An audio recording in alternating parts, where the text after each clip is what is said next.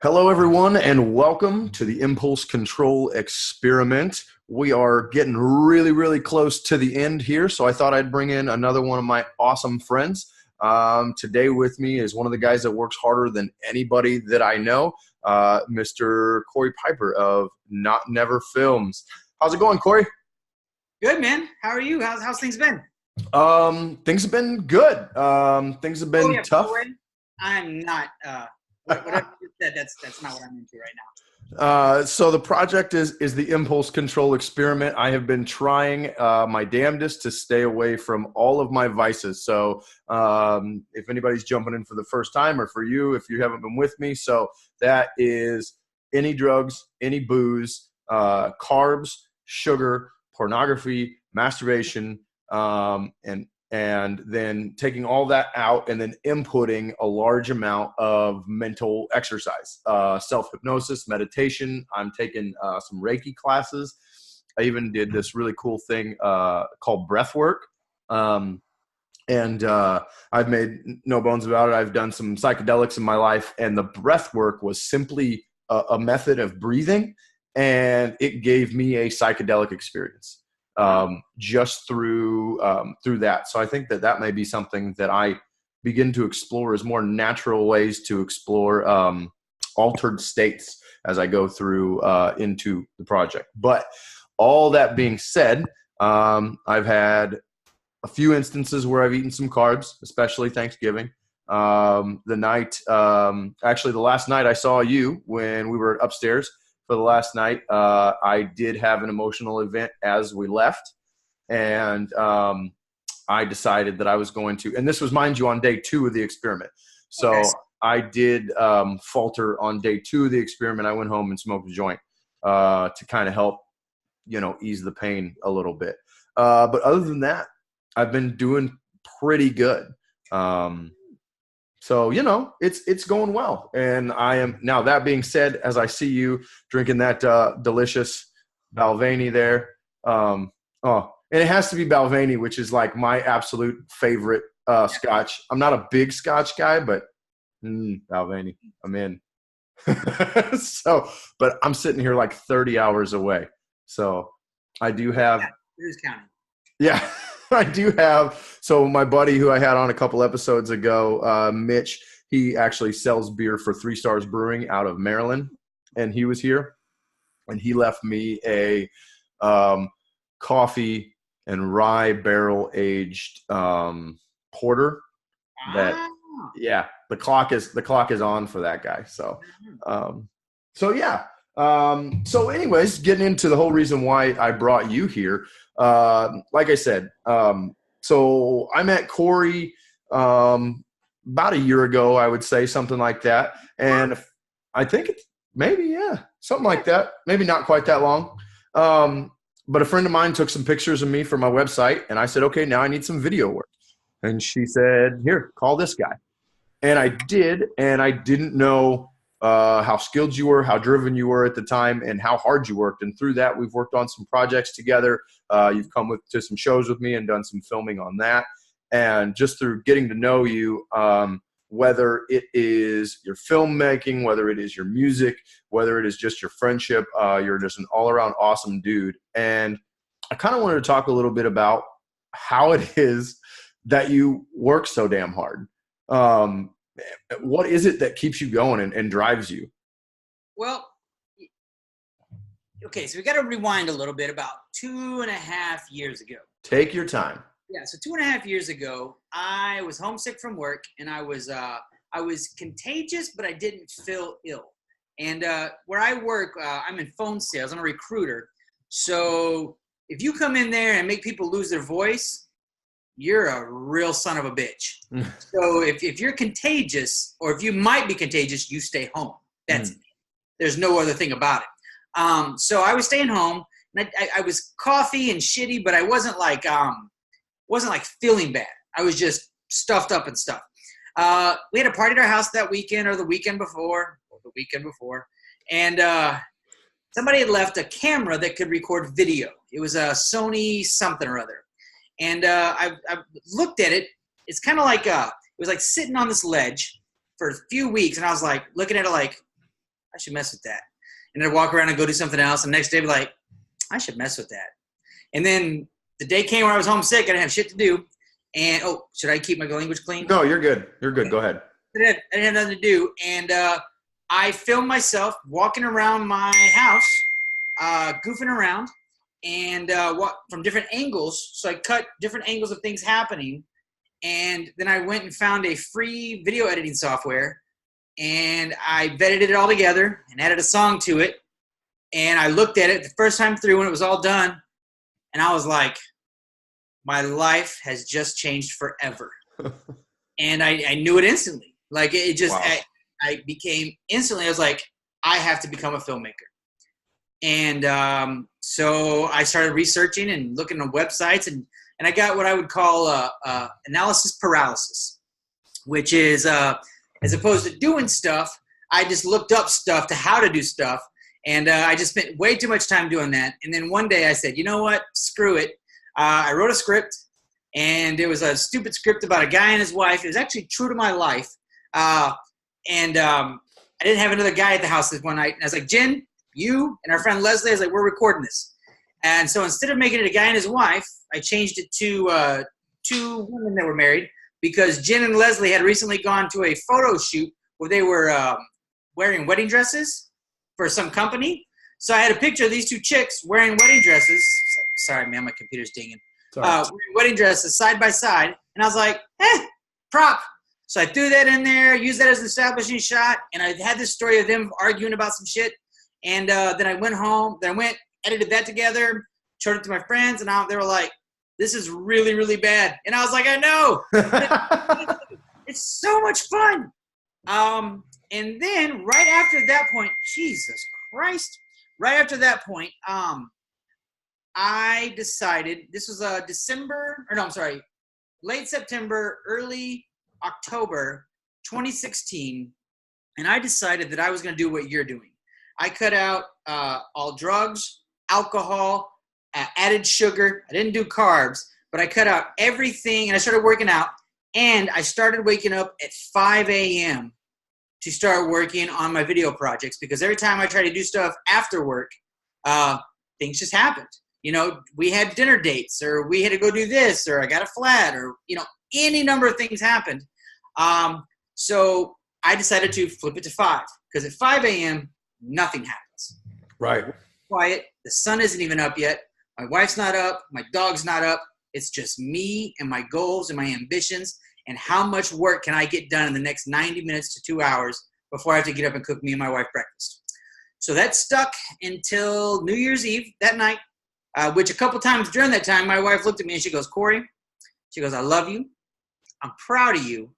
But the man I married was a scotch drinker. Best wife ever. She is pretty amazing. Yeah, but I got one of those too. Yep. So New Year's Eve, I got hammered, had a good time, but I still kept waking up at 5. That never stopped. And I kept grinding. And I kept writing these short films. And then I found movie meetup groups. And then I found actors. And I found directors of photography. And I just kept busting my ass on other people's sets so that they would, look at me and like me and hopefully want to play with me. And I just worked my ass off for everyone around me as best I could. And then I started getting a little bit better. And then my stuff started not sucking as much. And then people started to want to work on my projects too. And and now I still wake up at 5. I still grind as hard as I can every day for 2 hours in the morning. Then I would cook us breakfast, go to work, come home, and grind about another 90 minutes or so, because I got to spend time with my wife. Mm-hmm. So apparently spending time means watching the same dumb stuff on TV. Can't be next to each other. Spending time, quality time, means watching the same dumb shit on TV. So that's where I'm at now. So I met you through some friends. We grinded together. I liked you, you liked me. And now we're talking on the interwebs. Yeah. And so, no, it's all great stuff. This podcast is basically, a lot of it is just me by myself. So right. By the time it's all done, I'll probably have like 6 or 7 episodes that have, interview style with somebody else. And so these folks, if they're actually listening, they love hearing somebody else's story because they've heard about everything I had to say. So I'm right here at the finish line. And I think last night's episode was pretty rough because I'm running out of stuff to say. I mean, I chose this project to learn to grind because you and I have had this conversation before. Like, I envy you for your ability to grind. And because I have up until recently been a fairly lazy guy. You know, I can spend a whole day at home with my dreams and ambitions and sit on the couch and just think about my dreams and ambitions and not do anything. You know, and something that happened to me is one day I was sitting there. It was during it was right around the time where I wasn't doing the alcohol and everything. And I started like taking a catalog of what I was getting accomplished in the day and where I spent my time. And I realized that I was giving about anywhere from 1 hour to 4 hours a day to video games. Yeah. And I had fun, but I wasn't really that good at them. And I started thinking to myself, and I was reading a book, 7 Habits of Highly Successful People. And one of the habits was begin with the end in mind. And it said, think about your epitaph or your obituary and what do you want it to say? And I started thinking, I was like, do I want my obituary to say this guy was dope at first-person shooter video games? Or do I want this video to say this guy was an excellent filmmaker and an inspiration? And I mean, the answer was obvious to me. Yeah. And I haven't spent more than 30 minutes in a week on a video game since. Yeah. Well, Clash of Clans, but that doesn't count because that's just while I'm pooping. I love your transparency. It makes me so happy. And you know, that's one of the things. That's about the only place where my time has been wasted because I got rid of other vices. And I always feel like you need to throw in some kind of replacement when you're doing that, or else you'll go right back to your things. I did go buy an Xbox One and Red Dead Redemption, and it's dope. It's so much fun. Everybody says it's the best game ever. Yeah, I mean, I'm just rolling around on horses, shooting people in the face, you know. But I want to be the best video game cowboy. I want to be the best movie maker. Yeah, absolutely. And that's one of the things that I struggle with is like I've wasted entire Saturdays playing that game because like it's one of these big open world games where if you're not spending 4 or 5 hours, you're not getting anything done. Sure. So there's no reason to sit down and play for half an hour because you'll just get to where you're going and then have to start over again. So that's been a little bit of a time waster for me, but with the clear head and all the other things and getting to bed at a decent time, I've been able to work much more. But I do totally feel you on that one. And was it just kind of natural motivation and maybe that book and things that kind of kicked you in the pants? And are you just naturally that gifted that you could just take control? Or like, I talk during this thing a lot about the tools and things that have helped me get here. Is there anything in your toolkit that really helped you move that way? For a long time, I was the guy that had all these big plans and I had bought all the books on how to do it. And I never pulled the trigger on anything, man. I was going to be a real estate investor. I was going to be a dope music producer. Which, I mean, I made a few tracks that got released and they were okay. Your music's dope, for real. Yeah, that's music I play. That's other people's music. I have friends that make dope music. Right. So, I have almost as good of an ear as my wife does. Pisses me off so bad.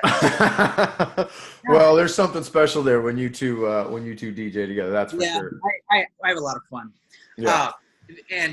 So, I try to make music. I try to do a bunch of different things, and none of it just grabbed me and changed me at my cellular level, like making that video that one day when I was sick. Like, I just immediately said, mediocre is no longer enough. It changed me. I did buy some books because that's in my DNA. I like to read about stuff. But then I just started doing. I wrote a bunch of shorts. I shared them with some local filmmaking community people, and they were like, this is awesome. You should make it. And then I was like, yeah, we should make it. And they're like, it's probably going to cost about $5,000. And I was like, you're a fucking maniac. There's no way for me. And I just started working. I just started grinding, man. And I got addicted to the work. It's only 24 hours in a day. And I try to sleep between 7 and 8 of them. And I got to give 8 to work. And I've got to give an hour, 30 minutes in between there. So there's, you've got a finite amount of time. And I don't know if this is a midlife crisis because I am 41. But something changed. Mediocre was not good enough. The sky was the limit. I've always thought, I was raised very pragmatically. My family always told me that you can do anything you want, whatever it is, but it's not because you're you. It's because you're willing to work hard enough to get it. Like, you're not special. You're as good as anybody, but you're not better than anybody. And I'm so happy to be raised like that, because so many people today are raised thinking that they got something nobody else has. And I don't have anything that nobody else has. I'm just willing to work harder than everyone else to get what I want. And if that's the long and short of it, man. Like, if I find out that you're working 5 hours a day to become the best filmmaker a day, or best filmmaker of our time, I'm going to work 6. And I'm going to tell you I'm working 4. Right. That's just how I am, man. Like, it matters to me more than anything I can think of. And it's asking a lot of people, dude. Like, asking somebody to sit down and stop the world and look at this screen, whether it's a big screen on a wall in a movie theater or the screen on their phone, just turn the whole rest of the world off and just pay attention to the story you got to tell. There's a lot of people that really suck at that. And I've been one of them, and I'm still kind of one of them, but I'm getting better.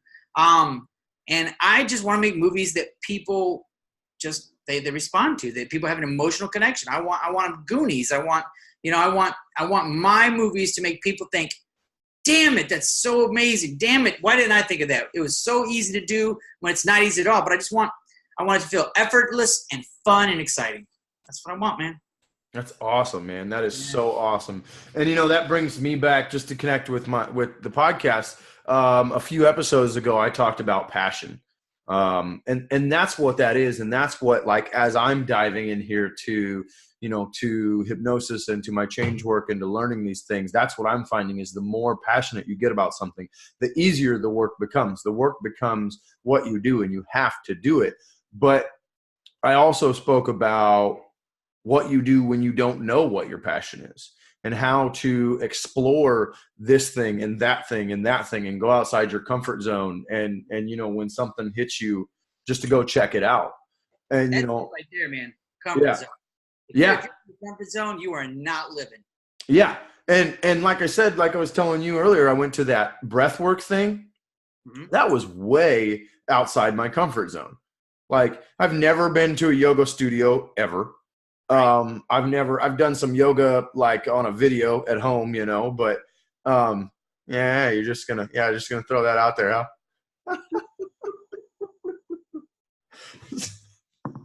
huh? So when I did that, I not only learned so much about that modality, but experiencing that taught me so much about myself, and I learned so much, and I may have even found something that I'm going to start digging into, which is the ability to create altered states naturally. Actually, the episode that I'm going to release when we finish here, I'm a few days behind on the episodes going out. The episode I'm going to release today, I was talking with my mentor, and he kind of talking to me about how that might be something that might be a nice niche for me. Just then?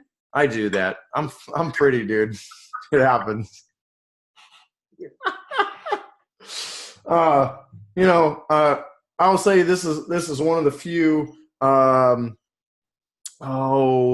don't know what the right word is it for. I'm not going to use the R word because it's not, but I don't get my hair cut by white people because they don't know what the hell they're doing.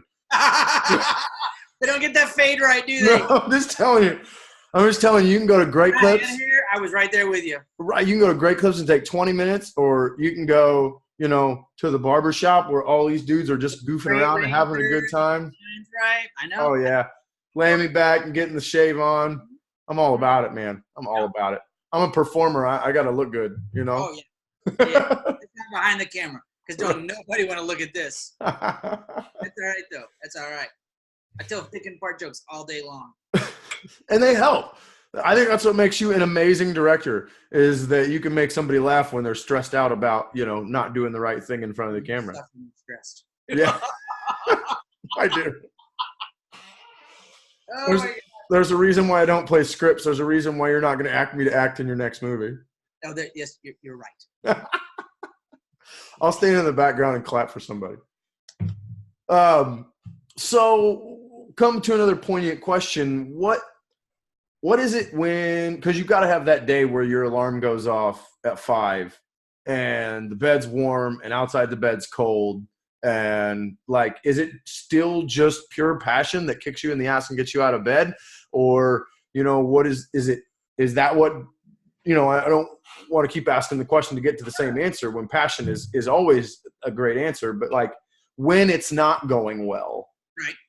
What do you turn to in that state?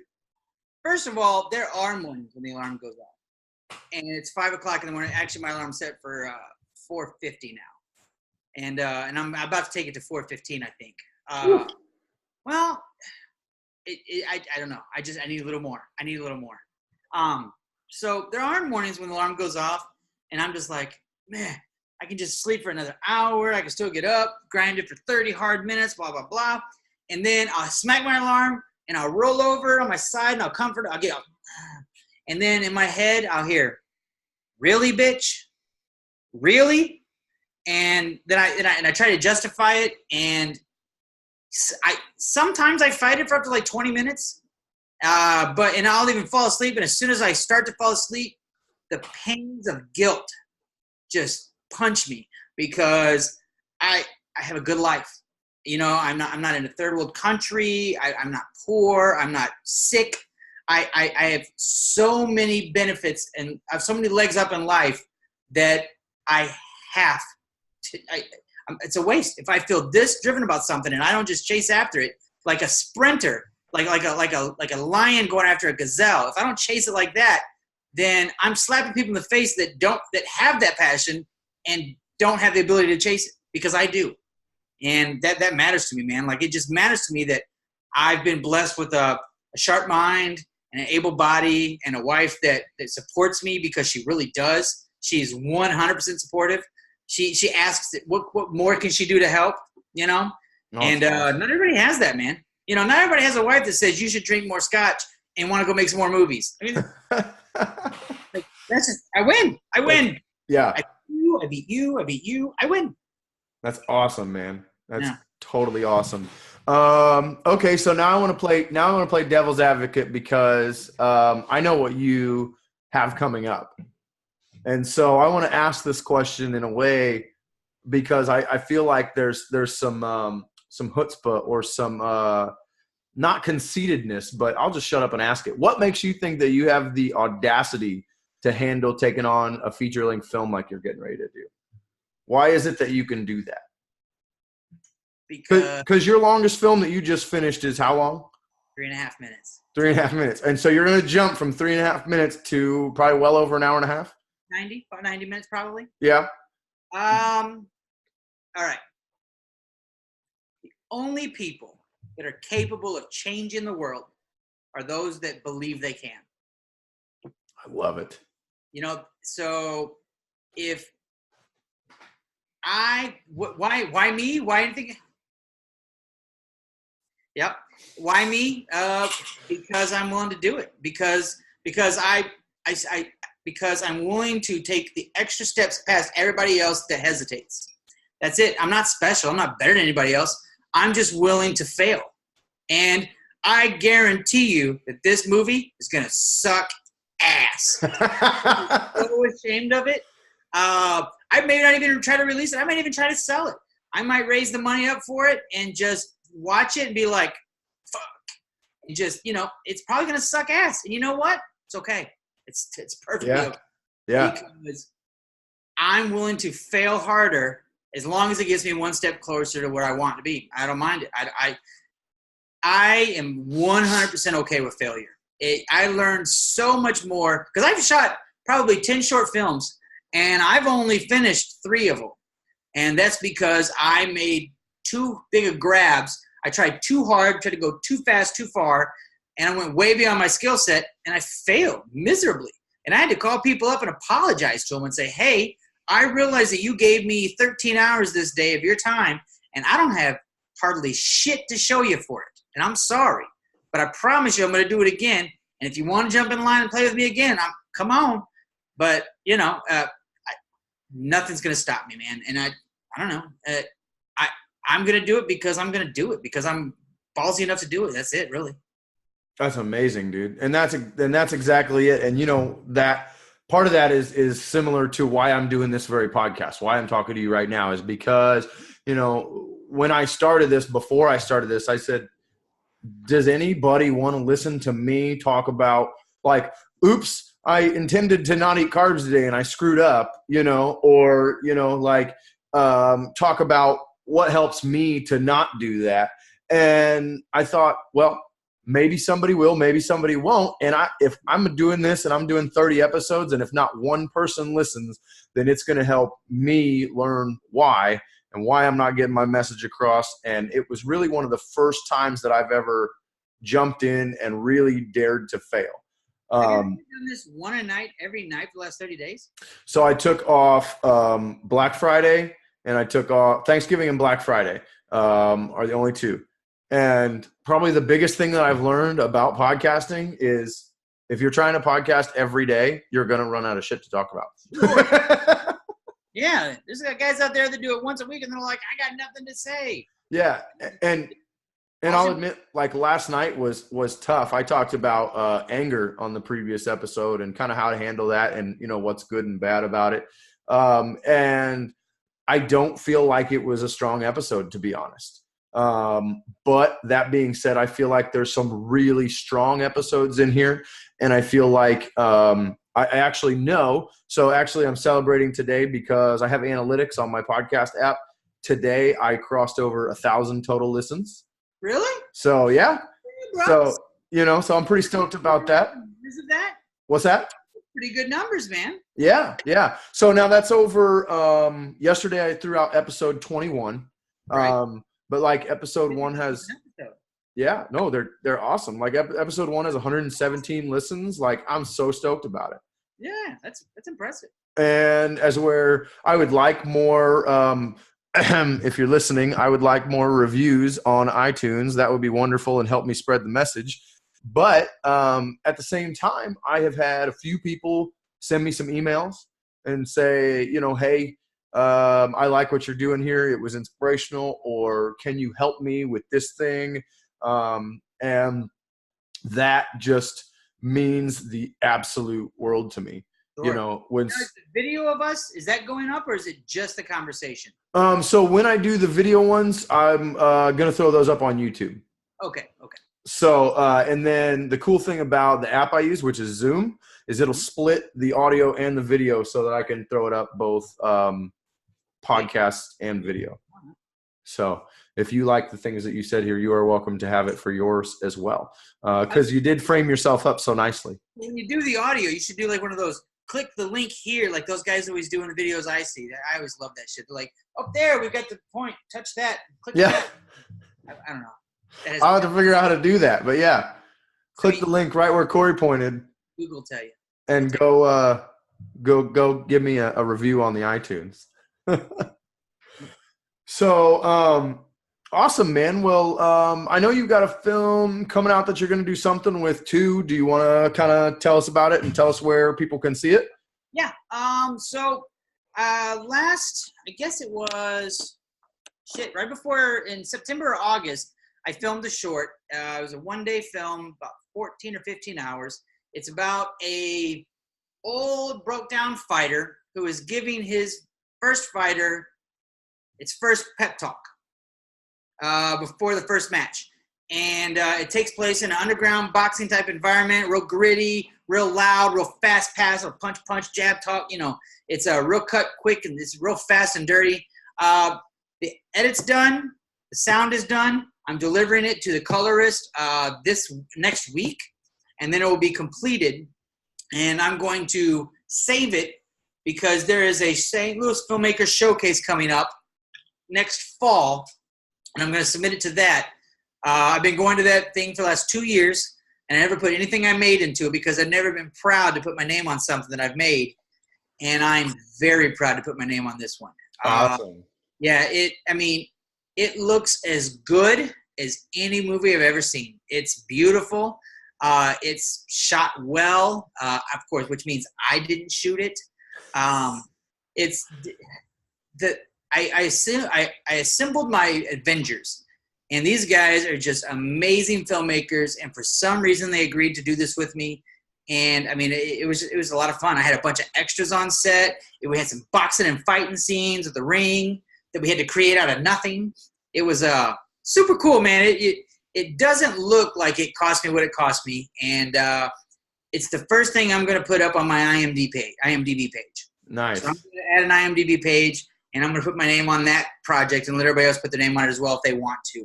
But I've never, ever felt this good about something I've ever created in my entire life. Oh, that's awesome, dude. Yeah, never. Super proud of you. Better than all my music, better than everything. And I'll also say, man, like I know it was that music video that you put out recently. Oh, Scott.